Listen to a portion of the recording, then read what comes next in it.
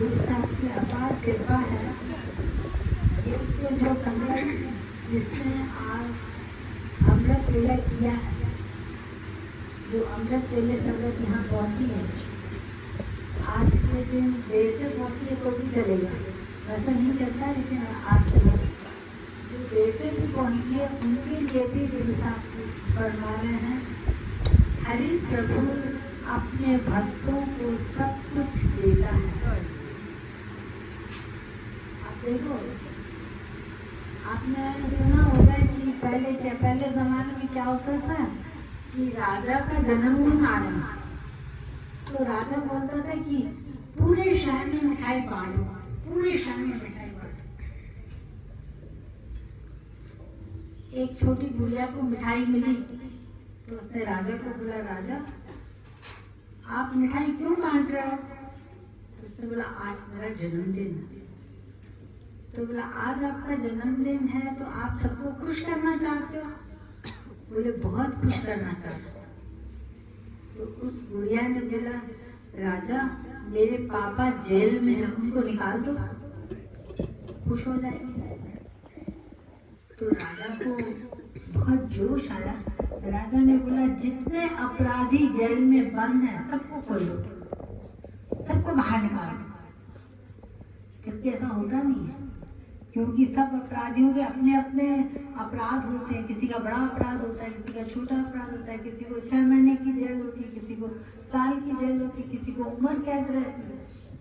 उस बच्ची के कहने पर राजा ने पूरा जेल खाली करवा दिया और उस एक बच्ची की दुआ उस राजा को कहां से कहां ले गई। तो मैं आपको ये बताना चाह रही हूँ कि देखिए, जब परमात्मा हम पर बहुत खुश हो जाते हैं ना, अपने को अपने बड़े अपन को खुश हो जाते हैं तो बोल देते हैं ना, कभी कभी ऐसे मस्ती में बोल देते हैं, अरे वाह आज तो तुमने बहुत खुश कर दिया, जो चाहिए वो मांग लो, बोलते हैं ना, जो चाहिए वो मांग लो। तो आज गुरु साहब भी हम पर बहुत खुश हैं। गुरु साहब कह रहे हैं, जो चाहिए वो मांगो। अब अपन थोड़े कंप्यूटर युग के हैं तो अपन थोड़े चालाक और थोड़े समझदार बने। आप मांग लो, एक चीज नहीं मांगो, जितनी चीजें आपको मांगनी है मांग लो आज। पर उसके बाद जो देता है ना वो शर्त भी रखता है।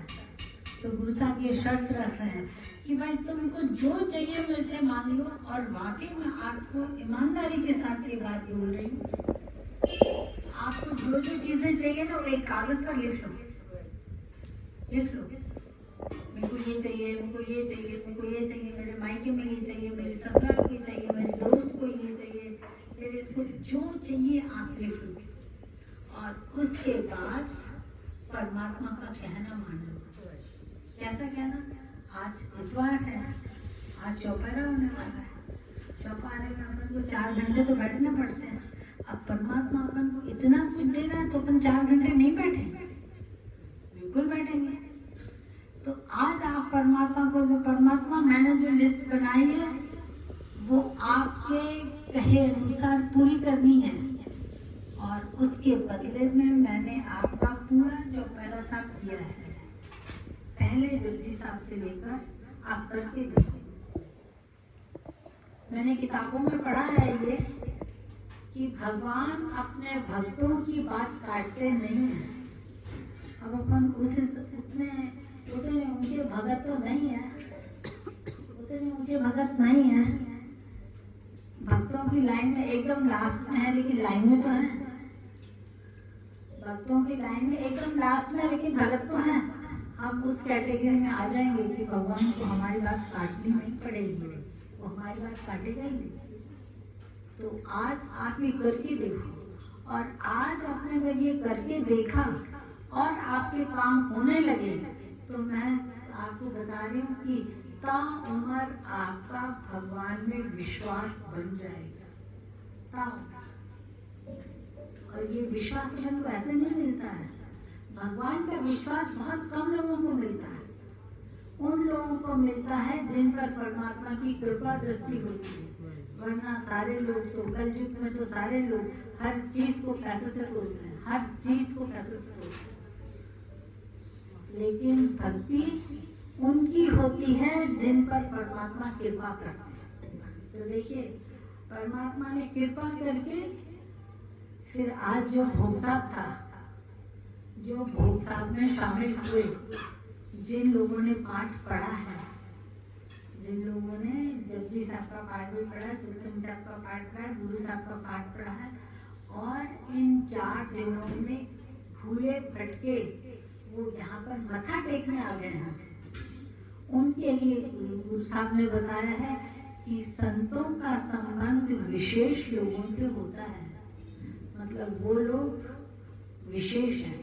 तो मैं आज आपको थोड़ा सा टाइम लेकर दोनों चीजों को शॉर्ट में बताती हूँ। प्रभु परमात्मा ने चारों दिशाओं में ही अपनी शक्ति का प्रसार किया हुआ है।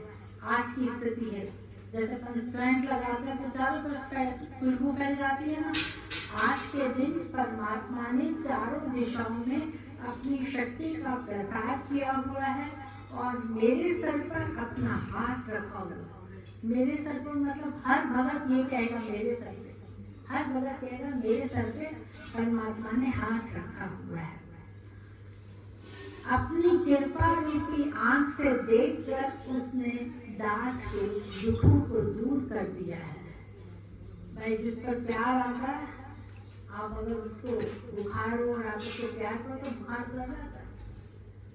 कभी आपने देखा है, सिर में दर्द था लेकिन अपन अपने प्रिय से मिले, गले मिले तो अपना सिर दर्द गायब हो जाता है। या कभी कभी ऐसा भी होता है कि अपन को हल्का हल्का सिर में दर्द है, जिससे बहुत अच्छी पट्टी उससे बात हो जाती है तो अपना सिर दर्द उतर जाता है। ये अनुभव है कि नहीं? है? ये अनुभव है और ये एक प्यार की शक्ति है। उस शक्ति में कितनी शक्ति है इतिहास बताता है, लेकिन अभी अब टाइम नहीं है कि मैं आपको उसको ज्यादा बता दूं। हरिजन को गोविंद रूप गुरु ने बचा लिया है, अपने कंठ से लगाकर दयालु क्षमाशील साहब ने मेरे समस्त अवगुण मिटा दिए। आज गुरु साहब आप पर ये भी कृपा कर रहे हैं कि गुरु साहब आपको गले लगाकर आपके सारे अवगुण, जो अभी तक आप में अवगुण थे, जो आपको जीने नहीं दे रहे थे, जो आपको चिंताएं थी, जो टेंशन थे, जिसको आप अपनी गलत आदत समझोगे, वो सब गुरु साहब ने धो डाले। अब आप बिल्कुल साफ हो गए। मैं अपने ठाकुर से जो कुछ भी मांगता हूँ वह सब कुछ दे देता है। हे नानक, जो कुछ भी मैं अपने मुख से बोलता हूँ वह यहाँ वहाँ अर्थात लोक परलोक में सत्य होता है। अब आप देखो, ये बात भी जरूर मांग लेना। आप जो भी लिस्ट बनाओगे ना उसमें ये बात भी जरूर लिख लेना कि सच्चे पातशाह मेरा लोक परलोक सुहेला बना। मतलब मेरे को इस दुनिया में आपका साथ चाहिए, मैं अगर परलोक सुधारूं तो मेरा वहां पर भी आपका साथ चाहिए। अगर परमात्मा अपने साथ होगा तो फिर वो चिंता ही नहीं। उसके बाद गुरु साहब बोलते हैं, हाथ बढ़ाकर प्रभु अपने सेवकों की रक्षा भी करता है। सपोज आपके नसीबों में, अब अपन को पता नहीं चलता है कि अपने नसीब में क्या है। अगर देखिए अपन सॉल में बैठे हैं, अपन सबको सीढ़ी करनी पड़ेगी तब तो अपन नीचे जाएंगे। अब आप सब लोग सीढ़ी कर लो, किसी एक व्यक्ति का पैर फिसल जाता है, उस व्यक्ति को पता नहीं कि मैं सीढ़ी उठूंगा तो पैर फिसल जाएगा, बड़ी बुरी तरह से उसका पैर फिसल जाता है, लेकिन चोट लगती नहीं। उसको आश्चर्य होता है, इतनी सीढ़ियों से गिरा, कुछ नहीं हुआ। ये होता है परमात्मा हमको हाथ देकर बचाता है, तो परमात्मा हमारी रक्षा भी करता है। संतों और परमात्मा में विशेष संबंध है। हे स्वामी, जिसके सिर पर तुम्हारा हाथ है वह फिर दुख कैसे प्राप्त कर सकता है? अब देखिए भाई,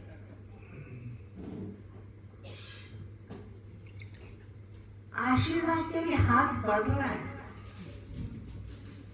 और आप वहां पर कोई नहीं, तो आशीर्वाद के हिस्सेदार आप नहीं होंगे।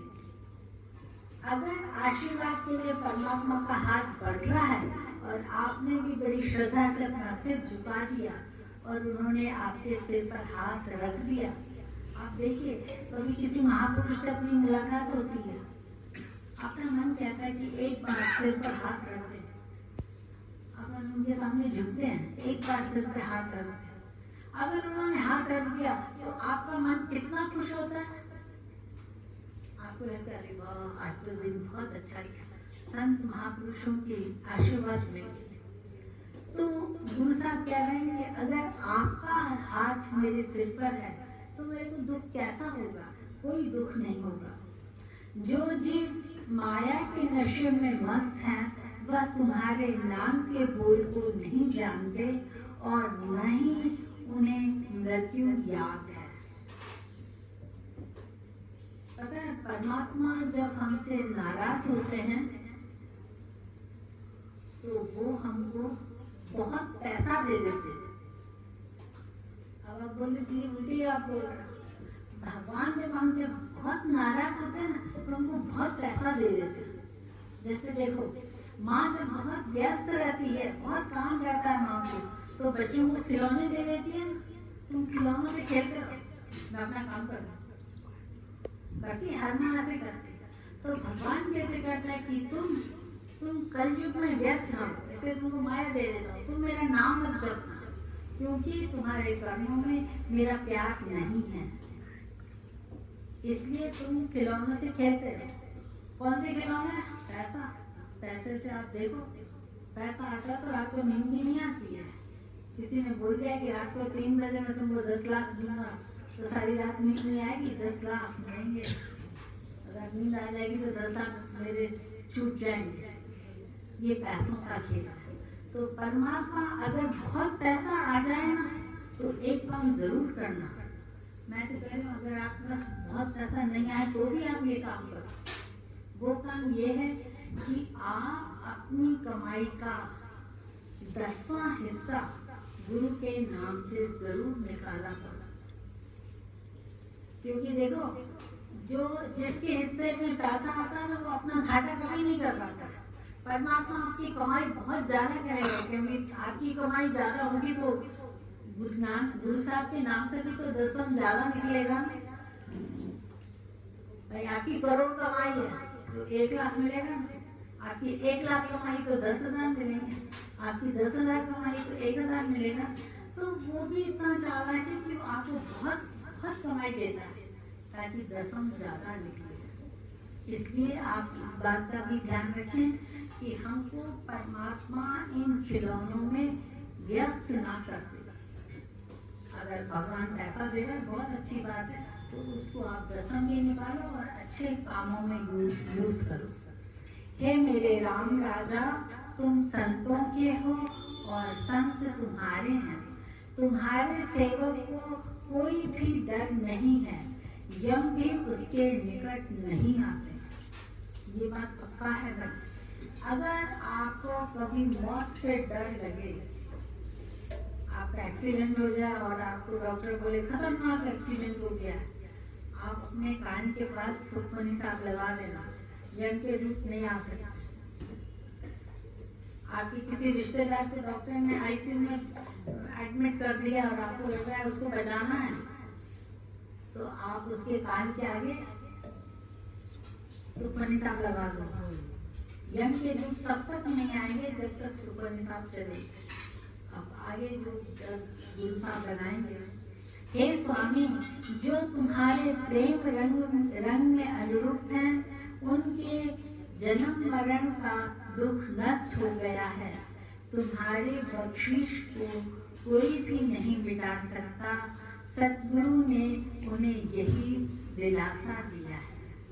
भाई देखिए, अपन कभी कभी बहुत कमजोर हो जाते हैं, किसी चीज का टेंशन होता है, फिर कोई एक व्यक्ति आके बोलता है अरे चिंता क्यों कर रहा है, मैं तेरे साथ हूँ ना, क्या होगा, देखो पैसे चाहिए ना, मैं दूंगा तेरे को पैसे, चिंता मत कर। तो सामने वाले को मन बोल के था मजबूत हो जाते यार मेरे साथ कोई है। तो कोई क्यों हो, हमारे साथ परमात्मा हो। ऐसी हमारी भक्ति हो कि परमात्मा हमको दिलासा दे कि तुम कलयुग से बिल्कुल मत डरना।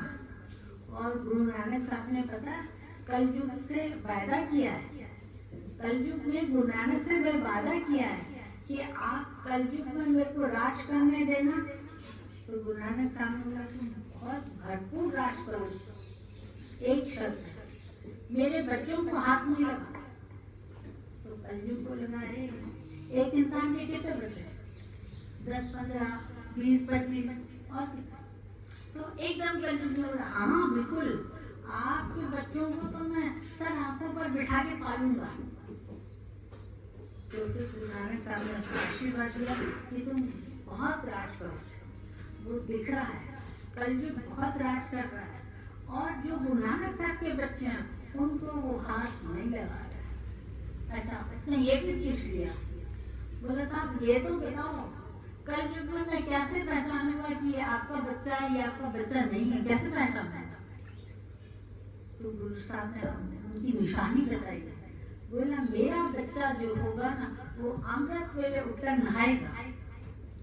उसने अमृत वेले नहा लिया, जिसने अमृत वेले नहा लिया उसके पास कलयुग आ ही नहीं सकता।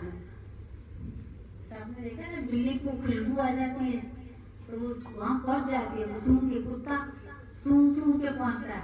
तो कलयुग भी सूंघता है, देखता है इसने अमृत वेले इसमें से खुशबू नहीं आ रही तो चला जाता। अमृत वेले जो नहाता है उसके पास कलयुग नहीं आता है। तो अपन को ये अमृत वेला इतना करना है। गुरु साहब फरमान है,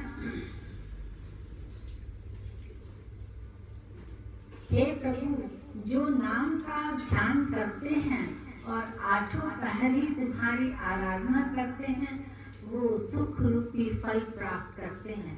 जैसे आप लोग आठों पहर हम अमृत वेले करते हैं ना, तो ऐसा रहता ना अपन एक दरवाजे में घुस गए तो अब अपन उस हॉल में आ जाएंगे।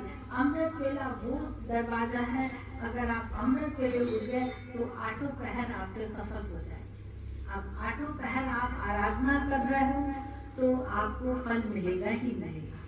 उन्होंने तुम्हारी शरण और सहारा तुम्हारा भरोसा लेकर कामादिक पांचों दुष्टों को वश में कर लिया है।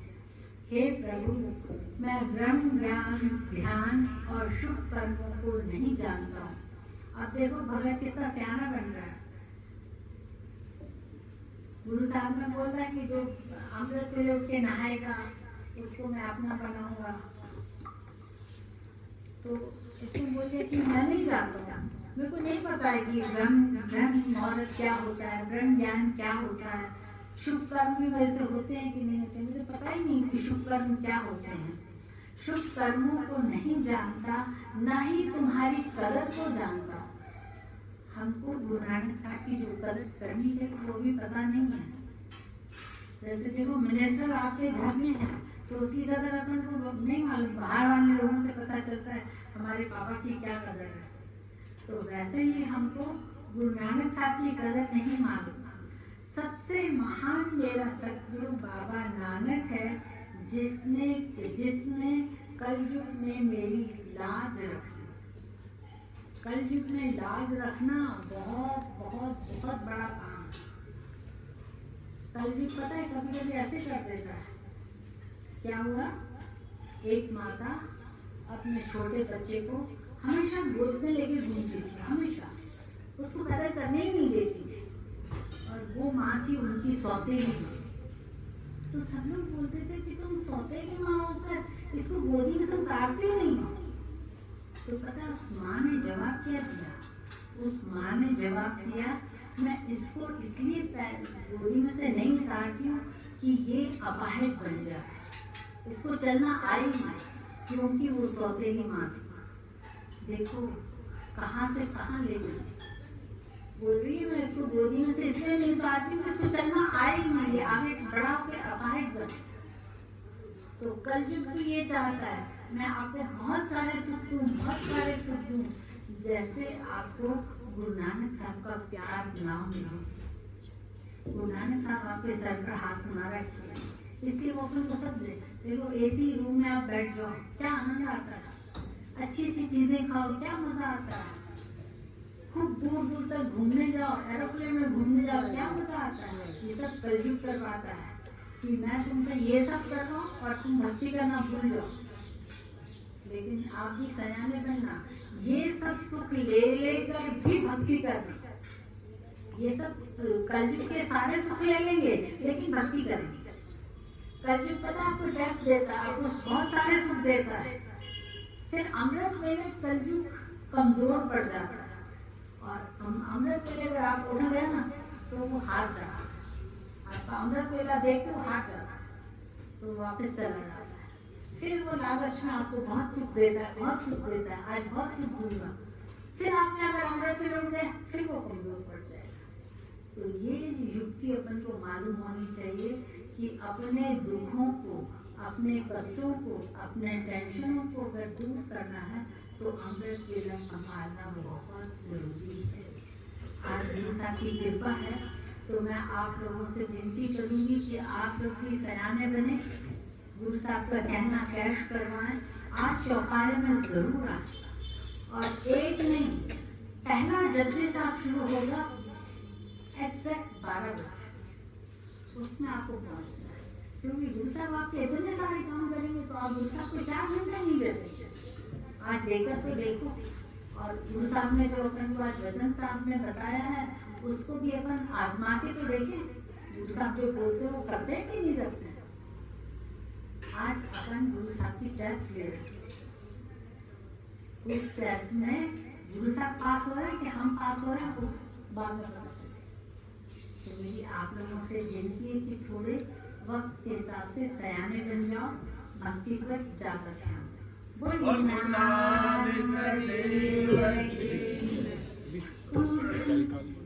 हाँ भाई, संगत से एक विनती है कि कल वैसे देखा जाए तो श्राद्ध पक्ष चल रहा है, तो कल गुरु नानक साहब का श्राद्ध भी है और कल के दिन गुरु नानक साहब हमको बहुत प्यार से कल के दिन गुरु नानक साहब ने हमारे हर वहाँ पर जो भी संगत मौजूद थी मुझे सबके कहने माने, सबको प्यार किया, बहुत अच्छे से प्यार किया और लास्ट में बोला अब मैं जा रहा हूँ। और गुरु नानक साहब ने हमको, गुरु अंगद देव साहब को हरिद्वार में एक स्थान पर बिठाकर उनको गुरुगद्दी देकर, दीदी आज है ना, दीदी आज है 10 मार्च, श्राद्ध आज है, लेकिन वो जो जो दिवस है वो कल है। श्राद्ध पहले आज गुरुपुरब है, तो उसके लिए गुरु नानक साहब ने हमको बड़े प्यार से बेवकूफ बनाया था। गुरु अंगद देव साहब का साथ लेके और वो हमारे बीच से चले गए थे, लेकिन हम कल के दिन गुरु नानक साहब को ये बताएंगे कि बाबा आप तो हमको छोड़ के गए थे लेकिन हमने आपको नहीं छोड़ा। मेरी बात थोड़ी ध्यान से समझिएगा और जिनको नहीं समझना है वो दोबारा पूछिएगा। तो हम गुरु नानक साहब को ये एहसास दिलाएंगे कि बाबा हमने आपको नहीं छोड़ा। तो हम क्या करेंगे, कैसे उनको एहसास दिलाएंगे कि हमने आपको नहीं छोड़ा था। गुरु नानक साहब की पसंद है अमृत वेला, गुरु नानक साहब की पसंद है वाइट कपड़े। गुरु नानक साहब की पसंद है संगत में बैठना। गुरु नानक साहब की पसंद है कि गुरु ग्रंथ साहब में उनकी आत्मा बसती है, 10 गुरुओं की आत्मा गुरु ग्रंथ साहब में बसती है। तो गुरु साहब कृपा करना है, हमको ऐसा अच्छा साथ मिल गया है कि उन्होंने हमको ये समझाया कि गुरु ग्रंथ साहब की सवारी को भी बहुत अच्छे से कल ऊपर ले आओ, अपनी संगत को बोल दो वाइट कपड़े भी पहन के आ जाए, अपनी संगत को बोलो कि टाइम पर पहुंच भी जाए और अपनी संगत को बोलो कि गुरु साहब को पकड़ ले, गुरु साहब को छोड़े। देखिए मैं कहीं जाना चाह रही हूँ लेकिन कोई मेरा भतीजा मेरा भांजा मेरी चुन्नी पकड़ता है तो हमको रुकना पड़ता है और ये क्या करूँ, जाने ही नहीं दे रहा है, क्या करूँ, नहीं जा सकता, उसने मेरा कुर्ता पकड़ रखा, मैं कैसे छोड़ूं। तो कल के दिन अपन को गुरु साहब का चोला पकड़ना है उस पकड़ने के लिए आपको क्या करना पड़ेगा? आपको एग्जैक्ट 4 बजे यहाँ पहुँचना है। एग्जैक्ट 4 बजे सुखमनी साहब आरंभ हो जाएंगे। और वो खुश नसीब लोग होंगे जो 4 बजे अंदर होंगे। बाहर बाद में भी हम आपको आने देंगे, हम मना नहीं करेंगे, क्योंकि इतना पावर हमारे पास नहीं कि आप गुरु साहब के दर पे और हम आपको भगा दें। नहीं, हम आपको आने देंगे, लेकिन जो गुरु साहब की आशीर्वाद देखो, अगर मैं त्याग करना चाहती तो जो पहले लोग आएंगे ना उनको मैं गले लगाऊंगी, और बाद में जो लोग आएंगे उनके सर पे हाथ रखूंगी, और उसके बाद जो लोग आएंगे उनकी तरफ देख लूंगी, और उसके बाद जो लोग आएंगे शायद उनको मैं देखूंगी। ये आपकी मर्जी है कि आपको गले लगवाना है, आपको गुरु साहब से टच करवाना है, आपको गुरु साहब से, ये आपकी मर्जी। बहुत अच्छा, ऐसे मौके पता नहीं मिलते हैं। मौके तो मिलते हैं लेकिन ऐसा मार्गदर्शन देने वाले पर तो बहुत कम लोग मिलते हैं। हमको जिसने मार्गदर्शन दिया उसकी हमारे ऊपर कृपा है कि देखो एक बात बता के उसने हमारा जीवन सफल कर दिया। हो सकता है कि सबसे पहले हम आ जाए और दूसरा अपन को ऐसे गले लगा दे कि जन्म मरण के चक्कर से बचा, ये भी हो सकता है। तो कल का दिन है, एक दिन है, आप पूरी कोशिश करना कि 4 बजे आप यहाँ पहुँच जाए, और आपके जो भी दोस्त, आपके रिश्तेदार जिनको गुरबाणी में विश्वास है उनको ये बातें बताओ। मोबाइल पर बातें बताना, खाना कैसे बनाया है, क्या हाल है, ये सब करने से ये चीजें बताओ उनको कि आज ऐसा अनाउंस हुआ है, कल आप यहाँ नहीं पहुँच सकते तो आप अपने घर में बैठ के करो, आप हमसे जुड़ जाओ, कैसे भी करके गुरु नानक साहब को मजबूर करो कि गुरु साहब मैं जन्मती रहा। बस अगर एक बार गुरु साहब ने अपन को गले लगा दिया ना तो उसके बाद अपनी हर परेशानी का समाधान हो जाए। तो मेरी सारी संगत से हाथ जोड़कर विनती है, आप ये समझो कि सारी संगत के कदमों में मेरा सर झुका हुआ है। मैं आपसे विनती कर रही हूँ, ऐसा मौका जिंदगी में फिर कभी नहीं आएगा। 108 जन की कोशिश करेंगे। हाँ? 108 जने हो जाए। गुरु कृपा करेंगे। मैं हितेश भैया का कहना है कि 108 जाएंगे तो गुरु साहब और खुश हो जाएंगे। दीदी उससे ही ज्यादा ही हो जाएंगे। हाँ, तो कोशिश करना अपन 108 लोग हो जाए। बोल गुड नाइट।